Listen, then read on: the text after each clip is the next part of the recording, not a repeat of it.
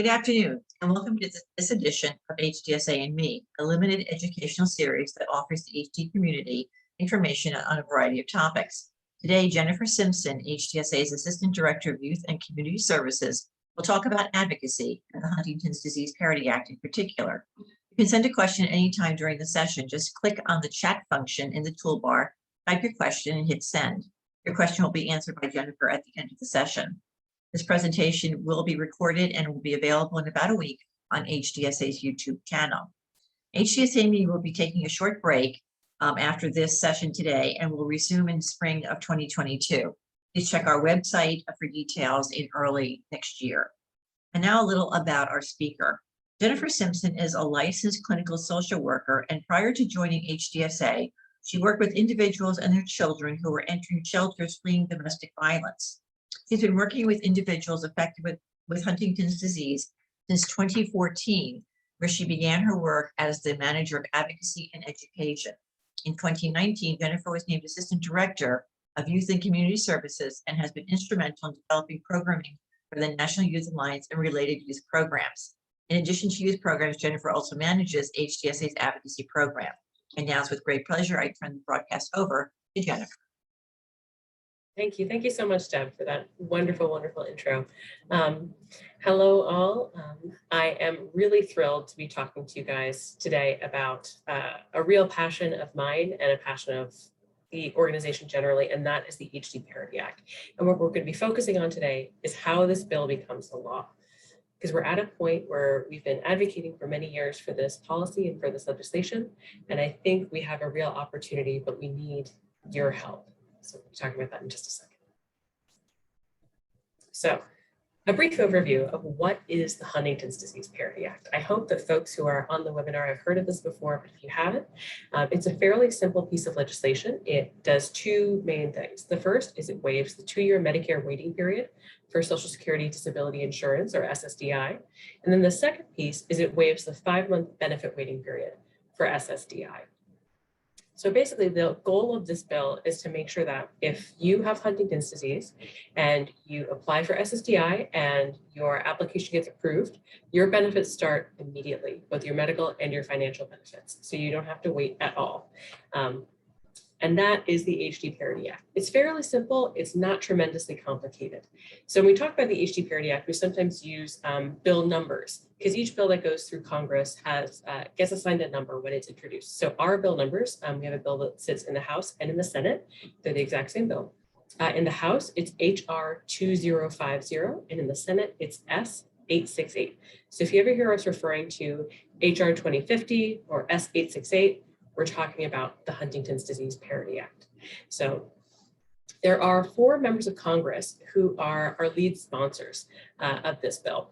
And a lead sponsor is the person who helps write the bill, helps introduce the bill in Congress, and really is seen as like a leader for that bill to try and get it over the finish line. And ours have 2 in each chamber. In the Senate, we have a Democrat and a Republican. Our Democrat is Senator Kirsten Gillibrand. Our Republican is Senator Bill Cassidy. And in the House, same thing, a Democrat and a Republican. In the House, it's Representative Bill Pascrell of New Jersey, who is our Democrat, and Representative Adam Kinzinger from Illinois, who is our Republican. The point of having both a Democrat and a Republican on the bill is to show, one, that this is a policy that's nonpartisan or that is bipartisan, and that there are members of both parties who are committed to seeing this bill over the finish line, regardless of who ends up being in power in that Congress. So when we're thinking about the HD Parity Act, there are a couple of members of Congress who are really key in the passage of this bill. In the Senate, there are Senator Ron Wyden, who is the chair of the Senate Finance Committee, Senator Mike Crapo, who is the ranking member, or it's number 2 on the Senate Finance Committee, and Senator Chuck Schumer, or Leader Schumer, who is the leader of the Senate. So he's basically the number 1 guy in the Senate for this Congress. In the House, it's Representative Richie Neal, who's the chairman of the Ways and Means Committee, Representative Kevin Brady, who is the ranking member of the Ways and Means Committee, or the number 2, and then Representative Nancy Pelosi, who is the Speaker of the House. So she is basically the number 1 person in the entire House of Representatives. And the reason that these folks are key, Leader Schumer and Speaker Pelosi, because they are the people who are sort of directing traffic or directing everything really in their respective chambers. And then those two committees in particular, because they are the ones who are in charge of our bill. So every bill that gets introduced into Congress is referred to a particular committee of jurisdiction. So, there's a committee on health, education, labor, and pensions in the Senate. There's a committee on finance. There's a committee on, all kinds of things. Same thing in the House. There are many, many, many committees. But each bill is then referred to a particular committee under which it has jurisdiction to say, okay, if your bill is about Medicare or your bill is about Social Security, you should probably go in the House to the Ways and Means Committee because they kind of oversee all those issues. In the Senate, you should go to the Finance Committee because they kind of oversee all those issues. So that's why I bring up those committees in particular, because those are the committees that our bill has to go through in order to get passed. So those are real key congressional leaders for the HD Parity Act. And one of the reasons why I also bring them up is because they're people who we want to be advocating with as much as humanly possible. So, for folks who are watching this, if you're thinking, oh, I'm from Oregon, should I be reaching out to Senator Wyden's office? Yes, 100%, absolutely yes. Or if you're from California, and you happen to live in San Francisco and you think, oh, I'm, Nancy Pelosi is my member of Congress, should I reach out to her? The answer is absolutely yes. But these are key players for us as our bill continues to build momentum and as we chart a path forward. Now, I wanted to give you guys an overview of where we're at with the Huntington's Disease Parity Act. So right now, we are in the first year of a 2-year Congress. Each Congress lasts for 2 years. After those 2 years, we reset and start over, just like PowerPoint has just done for me. So what you do is for every 2 years, you have to reintroduce all the legislation that you want to see passed in a particular Congress. So we are in year 1 of 2 for this Congress. What that means is that we also have another year of opportunities, right? We have another year where we can keep working on this legislation before we have to go back to the very beginning. And that's good for us because it means that we don't have to worry as much about, January 1st coming around and having to start all over again. But it does mean that our window of time is still fairly limited. So with that being said, where are we now? Each bill, as it goes through Congress, you try and get support for this bill through co-sponsors. So in the House right now, we have 69, about to be 70 co-sponsors. And in the Senate, we have 7 co-sponsors. So there are 7 senators who have put their names, put their sort of hands up and said, hi, I support this bill, put my name on it. And in the House, we have 69, about to be 70 members who have done the exact same. And that's important because co-sponsors help show that this is a bill that members of Congress support. There's not a magic number of co-sponsors that you have to get to pass a bill, but the general idea is the more, the better. So what are our goals for co-sponsorship? So for the end of the year, before January, we'd like to see the House co-sponsors in triple digits. We want to see 100 plus co-sponsors in the House. In the Senate, we want to see 10 or more, so double digits in the Senate. The reason why is because that will, again, help us gain momentum. It will help us get to that point to be able to say, hey, we've been working with those key members that we just talked about. We've got a good amount of co-sponsors in the House, a good amount of co-sponsors in the Senate that shows their support for this legislation in both chambers. Let's move. So the big question then is, how do we do this? How do we build co-sponsors? How do we build some of the support? One is through, we want to build co-sponsorship through broad outreach to House and Senate from our grassroots advocates. And grassroots advocates are absolutely everybody and anybody who is impacted by Huntington's disease. That could be, your care team at your center of excellence, right? Working with them. It's yourself, it's your family members, it's your Team Hope Walk team, it's your chapter board, your support group. Absolutely everybody are the people who we want to be engaging in this broad outreach. Because again, co-sponsorship also happens through people reaching out, right? The reason that we have 70 co-sponsors, almost 70 co-sponsors now, is because those people throughout this past year have been reaching out to their members of Congress to say, hello, my name is Jennifer. I'm from New York. I live in your district. And this is a bill that's really important to me. I'd like to see you as a co-sponsor. That's how that happens. Without that, generally, it's really hard to get members of Congress to co-sponsor anything without any constituent outreach. So That's super duper important. That's how we build those co-sponsorship numbers. But then we also want to do really narrow outreach. So we want to have really personalized touches and personalized messages that we're sending to those key congressional leaders, right? So those 6 folks that I mentioned before, to all members of the Senate Finance Committee. We're going to go through those in a minute. Members of the House Ways and Means Committee, which are also going to go through, and then to our bill sponsors, right? We have 4 members of Congress who have put their names on our bill to say we are heading up this effort. Our job is to make sure that we are continually pressuring them and reaching out to them to say, hey, don't forget, you've made a promise to this community. You've made a promise to help us get this bill passed. We need you to act. It's always important because members of Congress generally will put their names as sponsors of multiple bills throughout a Congress. So there are multiple different communities and groups who are doing this kind of outreach to say, hey, that you're leading this. We need to see you lead. We need to see action. We need to see X, Y, or Z. Our job as constituents and as grassroots is to continually be reaching out to them to say and to remind them that this is the promise that they've made to us. So I know I said I was going to mention the Senate Finance Committee. So let's talk about who these folks are. As you're watching this, if you see states that you're from, people who represent you in Congress, this is a clue to you that we need your help.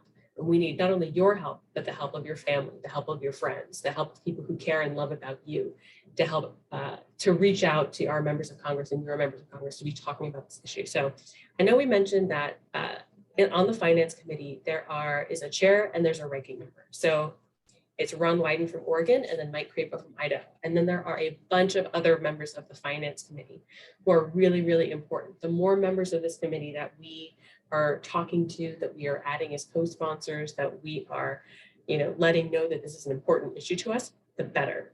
So, for example, we had a fly-in a few weeks ago now.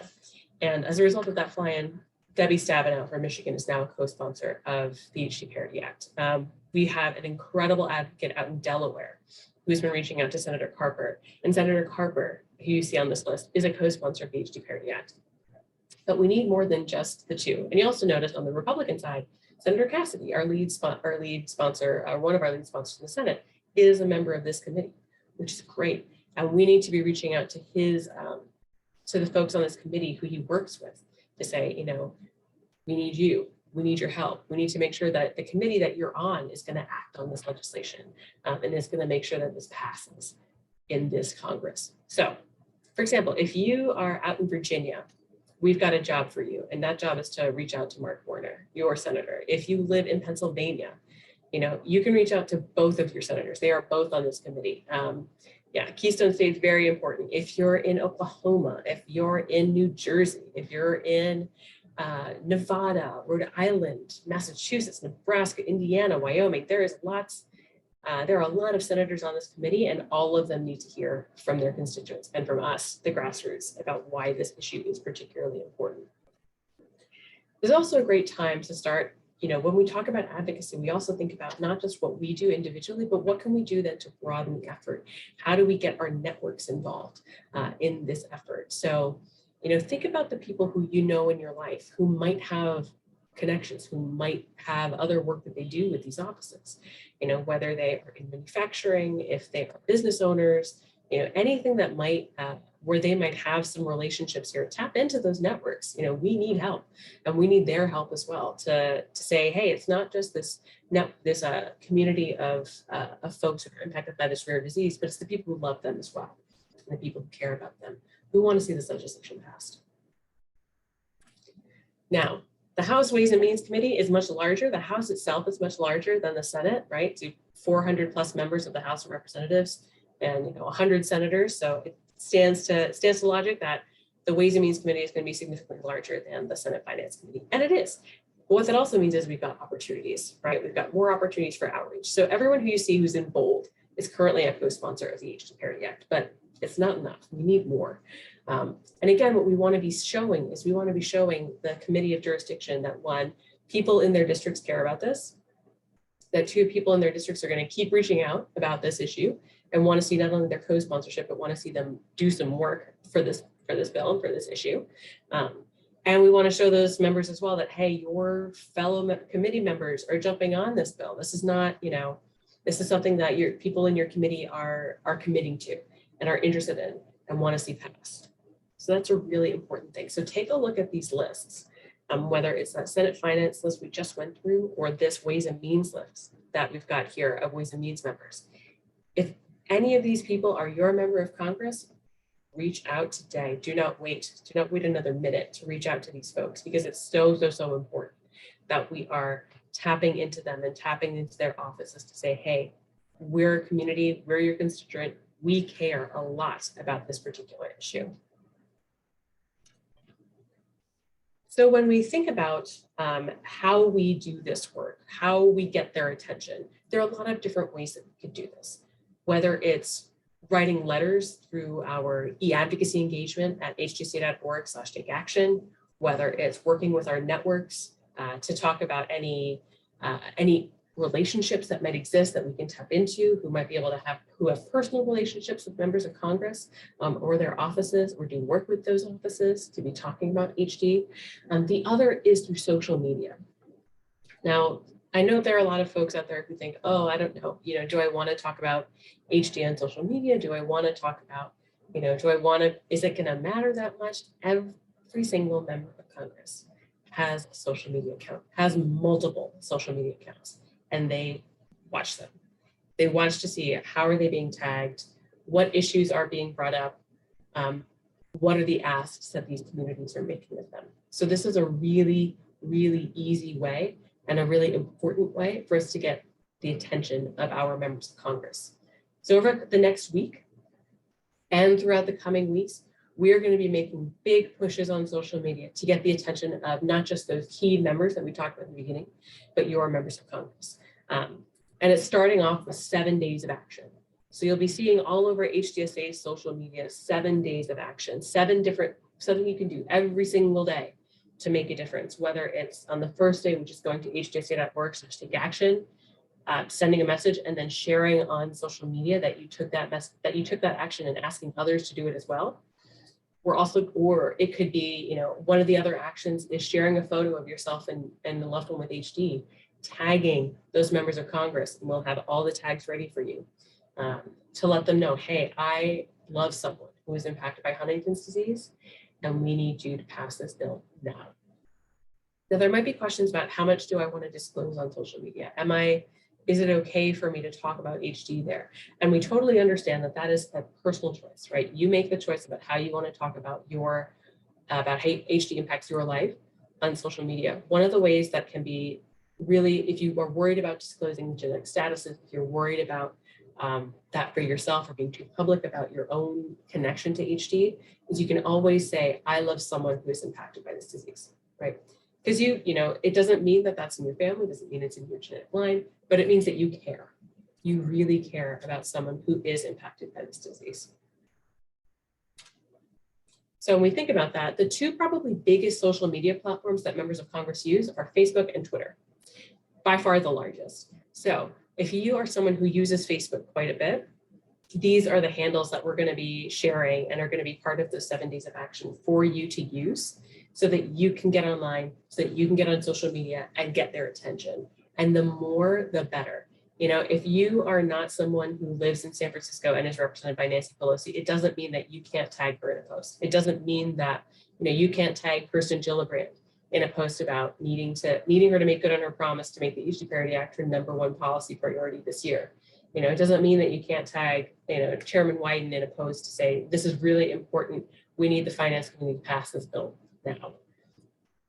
The broader, the better, the more, the better, the louder, the better. That is what we are looking at for social media. That is what we're looking at for advocacy. So to get you all so caught up on what's happening behind the scenes, what we've been doing up to this point, and why we're so excited to see more people jumping into this effort, over the past year, in this Congress in particular, we've been really pushing those key players on the Finance Committee, on the Ways and Means Committee, our 4 champions, and leadership about this bill and about the importance of passing this bill this Congress. Back in October, we took about 34 meetings in a week through a virtual fly-in, when we focused really hard on those on Senate Finance Committee members in particular, and making sure that those offices were meeting people who were impacted by HD. And we're continuing to do that. You know, we are still having meetings. We are still doing outreach to those offices, and it continues. It's really important.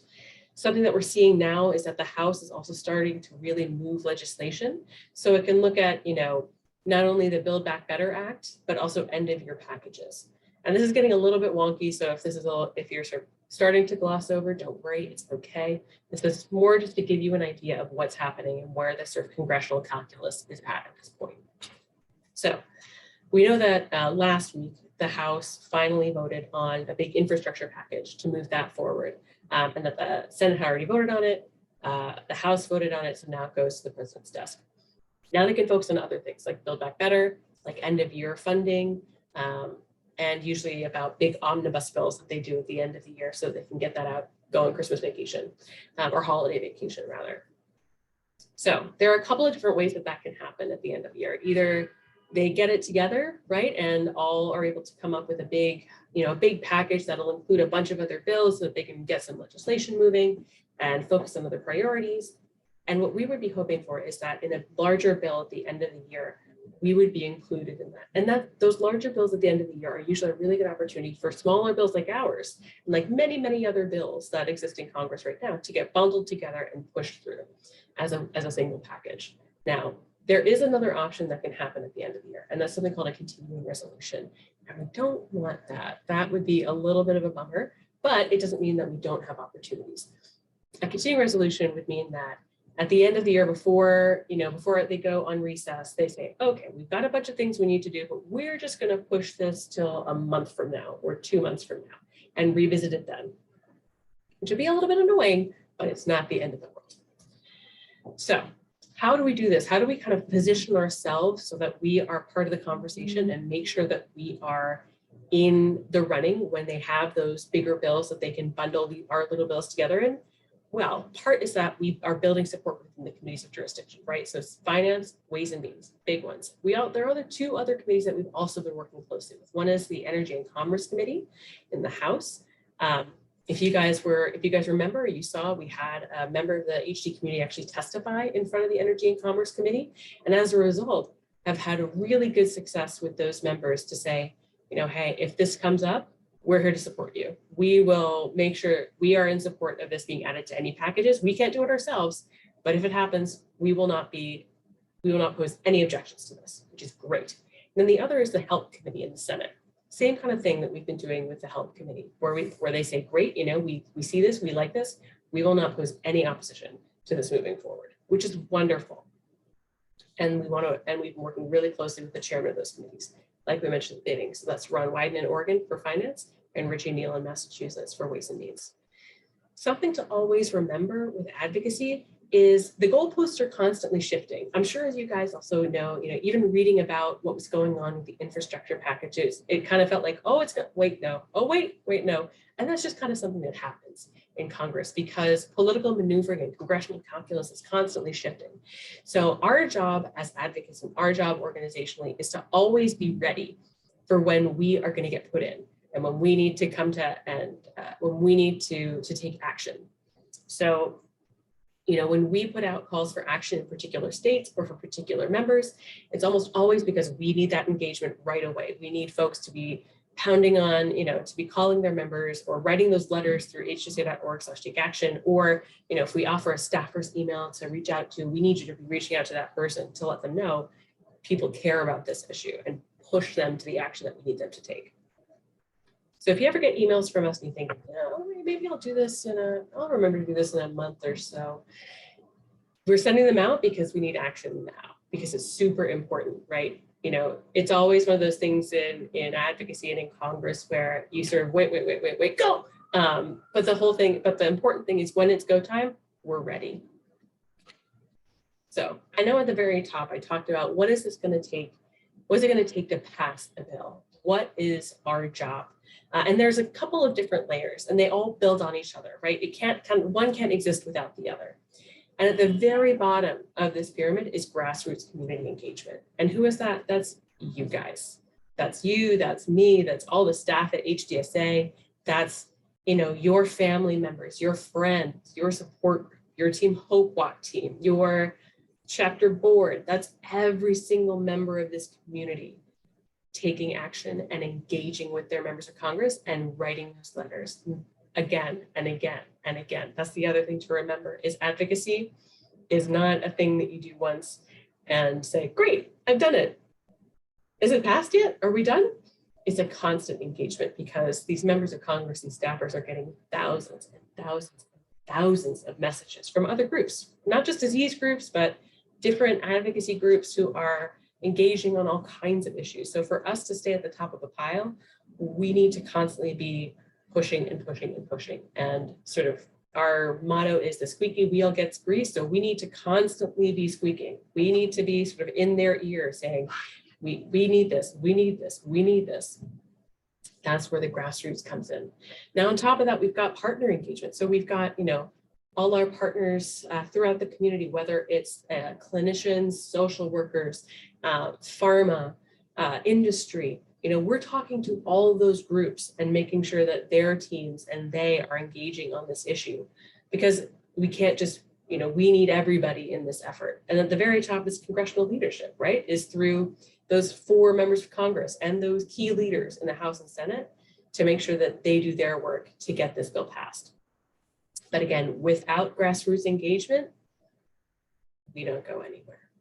So that's why it's so, so, so important. And that's why this community and this organization and our partner organizations throughout the HD space are working on this issue and are focused on getting this bill passed. So this is going to date me a little bit, but if folks ever remember watching Captain Planet, this is another good analogy of how advocacy works and what it takes to pass a bill.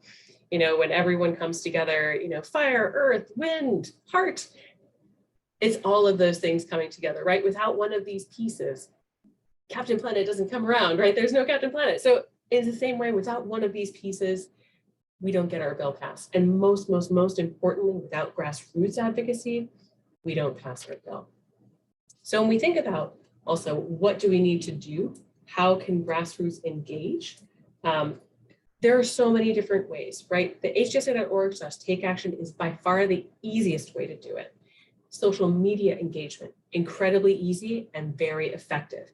But both of those things have to happen with persistence, right? Both of those things have to happen ongoing. So it's not just one message, it's a message a week. It's not just one post on social media, it's 10, it's 20, it's 50 that they're seeing. Volume is key, persistence is key. It's also, if you're someone who wants to send a personalized message to a particular staffer, let's say you live in Idaho, for example, and Mike Crapo is your senator, and you think, I want Mike Crapo to know that I care about this and that my family is affected by HD and I'm his constituent. You could always reach out to me, J. Simpson at HDSA.org, and we can get you involved, get you the staffer information, get you a template email that you can easily write, help you do that. We can also set you up with meetings with his staff. Actually, speaking of Mike Crapo, we've got an amazing advocate on that who's going to meet with his staff in the next week or so. So all these opportunities exist for you to engage, to make sure that you are part of this process, that your voice is being heard. That's the other really important thing about being an advocate, is it gives you an opportunity to make a difference, not just for yourself, but for people across the US. That's an incredible amount of power that you get to wield as a constituent and as an advocate. And I encourage you all to take advantage.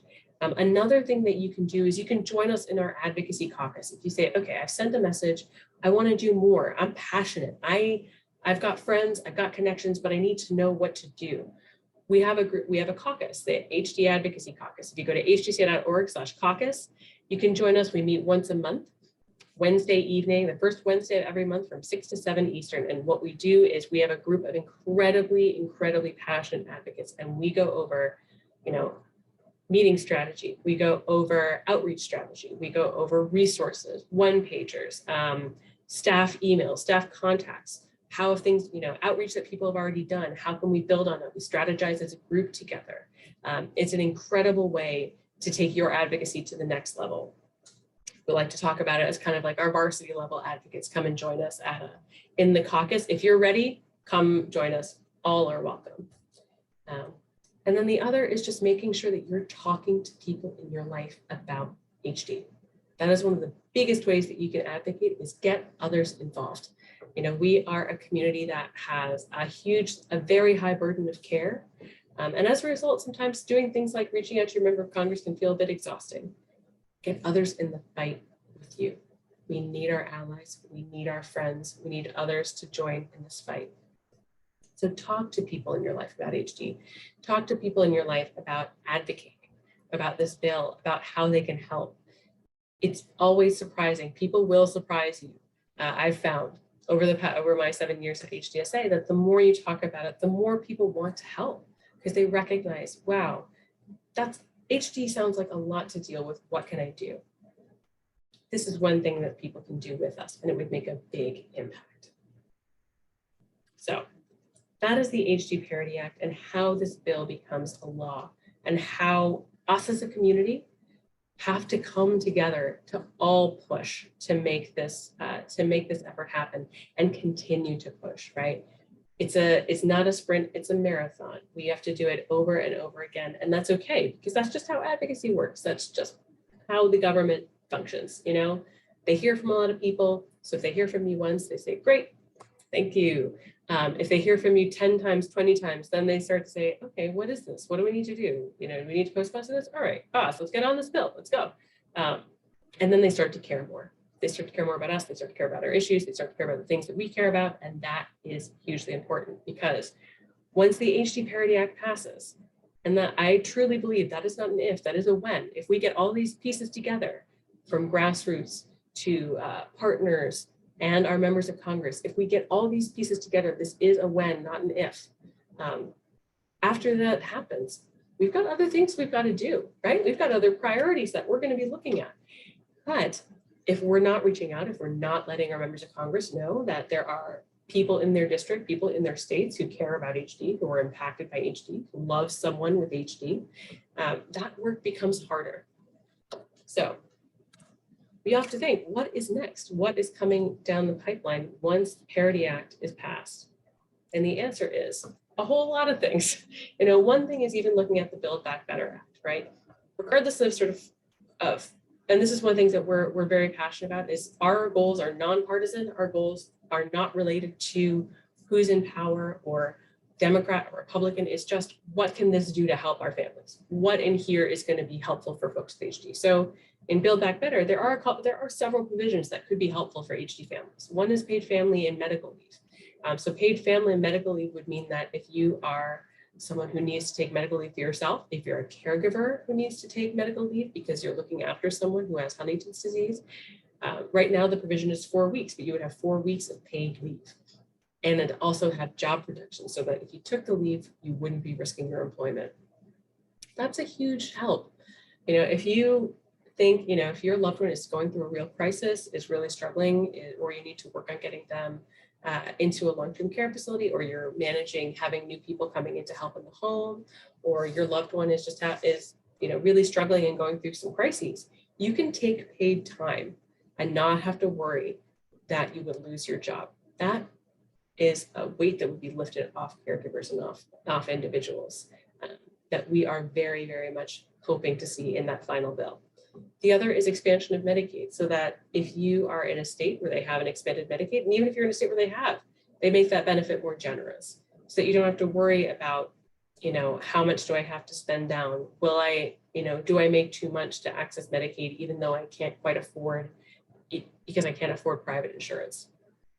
That's a big deal.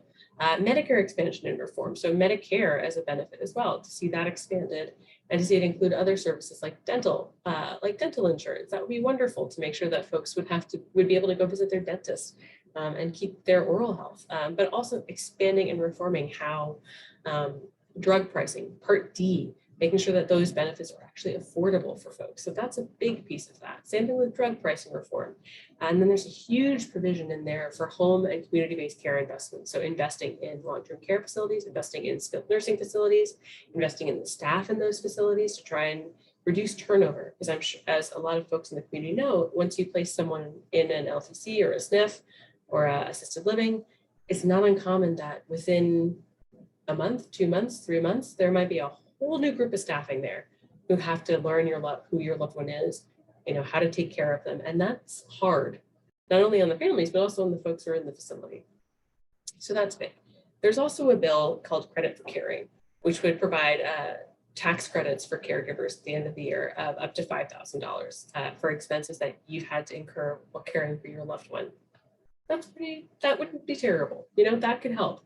All copays count, which is a coalition about trying to make sure that if you are on a drug, right, you're on a therapy and you are given a copay assistance card through the pharmaceutical company, or you're given a grant through the pharmaceutical company to reduce the copay amount for that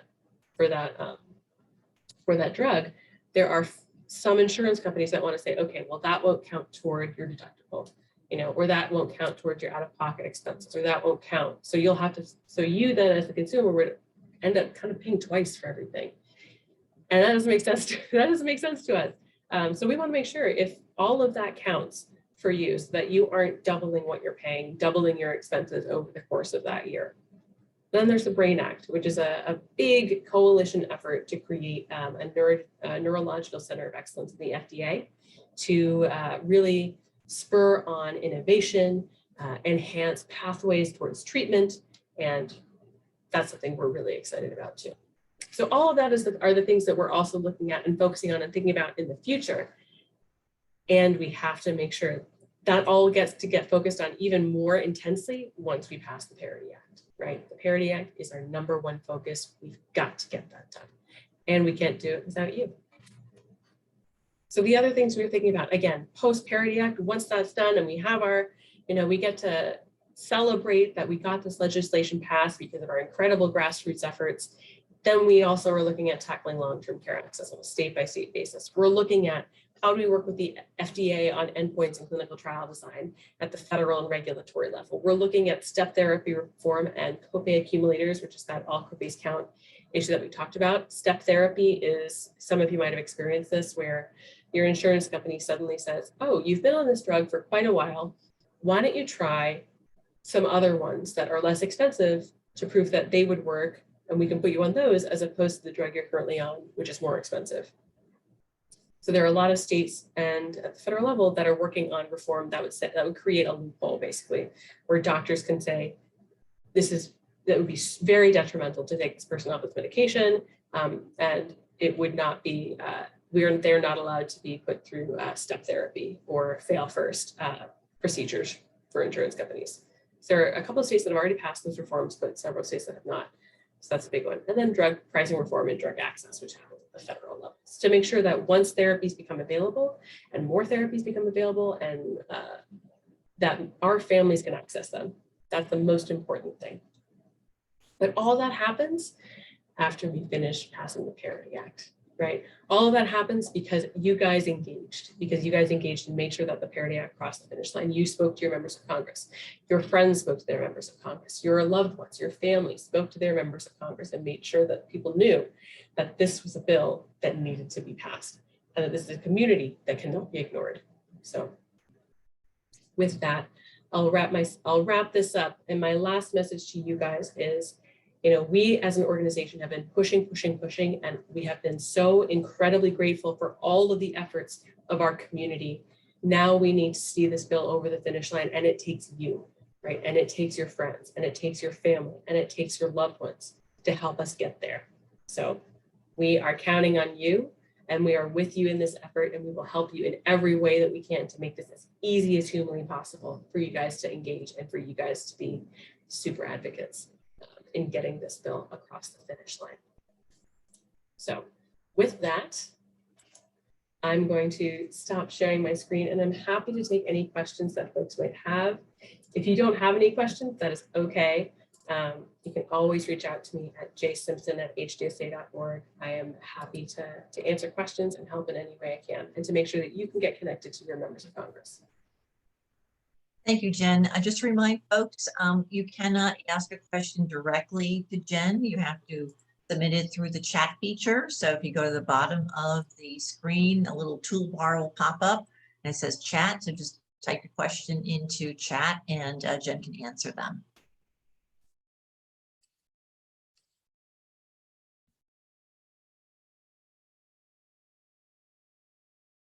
I actually had a question, Jen, and I won't type it in because I have my phone, my microphone open. So, so the Parity Act is passed. Do we have any sense of what happens after that? You know, how long will it take before Social Security and CMS are aligned in order to start expediting Medicare and disability benefits? Will it be retroactive to a certain time for those who may have qualified during the time that's passed and the time it's enacted? Do you have any information about that you can share? Yeah, that's a very good question, Deb. So we would anticipate it would be a matter of months after the bill passes before CMS and SSA are able to get all of those benefits acted. And as that happens, we will direct them, or the direction will also be to make sure that for folks who are already in the process or in the pipeline or in that 2-year waiting period currently, that their benefits are enacted. So that if, let's say, I'm in month 10 of my 24-month waiting period, that you would be able to access your benefits without having to wait the additional 14 months to access Medicare. So we'd be hoping to see that within a matter of months through SSA and through congressional action. And Jen, can you just share one more time how folks can take action by going online? Absolutely. So the easiest way to do it is going to hdsa.org/take action. // take action. It's very easy. All you have to do is put your information in there. So your name, your address, your email, and our system will auto-generate letters to your members of Congress. We'll also be able to figure out whether those members of Congress are already co-sponsors of the bill or are not co-sponsors of the bill, and send them a message accordingly. So if you're a member of Congress, for example, let's say you are in Michigan and you're going to be sending letters to Debbie Stabenow, Gary Peters, and one of the House members, and Debbie Stabenow is already a co-sponsor, the system will already know to send her a thank you message and not ask her to co-sponsor a bill she's already a co-sponsor of. But then it'll also know to send Gary Peters a message saying we need you to co-sponsor S868. Thank you. And I'll say, again, one of the most important things to remember about this is we are, regardless of administration, regardless of who's in power, our job is to advocate. Our job is to go in and say, you guys work for us, right? Members of Congress work for us. So Kirsten Gillibrand works for me as a New Yorker, and my job is to continue to be reaching out to her, and I do, to say, hey, this is something I really care about, not just because it's my job, but because I do really want to see this bill passed. And I believe with every bone in my body that it needs to happen now, and that she needs to do what she needs to do to get this bill passed. So regardless of administration, regardless of if you're a member of Congress as a Democrat, as a Republican, as a progressive, as a super conservative, your job is to reach out to them, right? Because there are no lost causes. There are no folks who, we cannot advocate with. And you never know when someone's going to come in and end up being a champion for this bill.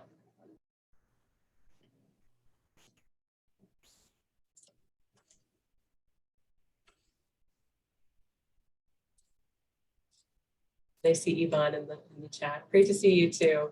And your members of Congress in particular, your folks in Nevada, got a lot of good stuff going on there. A lot of work to be done in Nevada.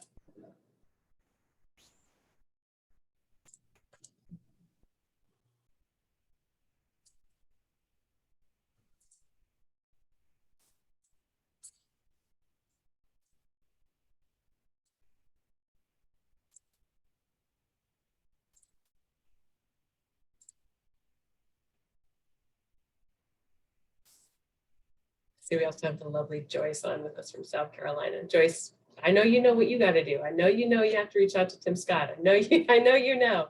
And there are also lots of members of the House delegation to reach out to there. You've done an incredible job.